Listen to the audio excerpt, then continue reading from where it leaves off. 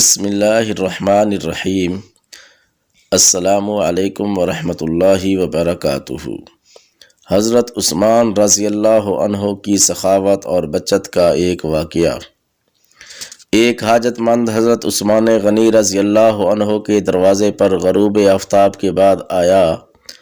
ابھی اس نے دستک نہ دی تھی کہ حضرت عثمان غنی رضی اللہ عنہ کی آواز اس کے کانوں میں پڑی۔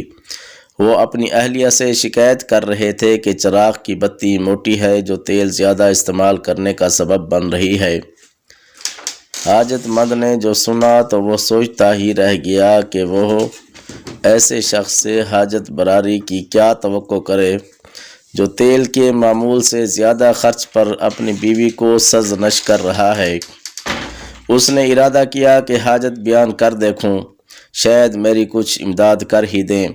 دستک سن کر حضرت عثمان غنی رضی اللہ عنہ باہر آئے۔ حاجت مند نے اپنی حاجت بیان کی اور لہجے میں زیادہ زور دیتے ہوئے کہا کہ ضرورت کچھ زیادہ ہی ہے۔ حضرت عثمان غنی رضی اللہ عنہ نے اس شخص کا ہاتھ تھاما، بستی سے باہر لے گئے جہاں آپ کا سامان تجارت بڑی تعداد میں رکھا ہوا تھا۔ فرمایا، یہ سب تیری نظر ہے، کیا اس سے تمہاری ضرورت پوری ہو جائے گی؟ وہ شخص حیران ہکا بکا دیکھتا رہ گیا۔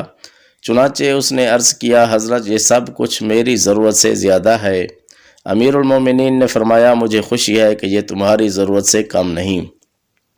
اس شخص نے کہا، اے حضرت ایک بات بتائیے، چراغ کی بتی قدرے موٹی ہو جانے پر آپ اپنی زوجہ محترمہ کو سرزنش کر رہے تھے، حالانکہ چراغ اس قدر روشنی رکھنے میں شاید صرف 1 درہم کا تیل استعمال بھی نہ ہوتا۔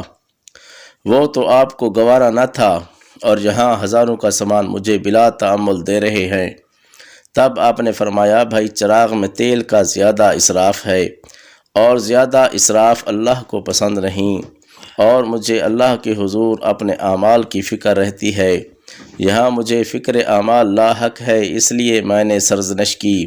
سامان تمہیں اللہ کی خوشنودی کے لیے صدقہ دیا ہے، اس پر اجر کی امید ہے اور وہاں پر حساب کا خوف ہے۔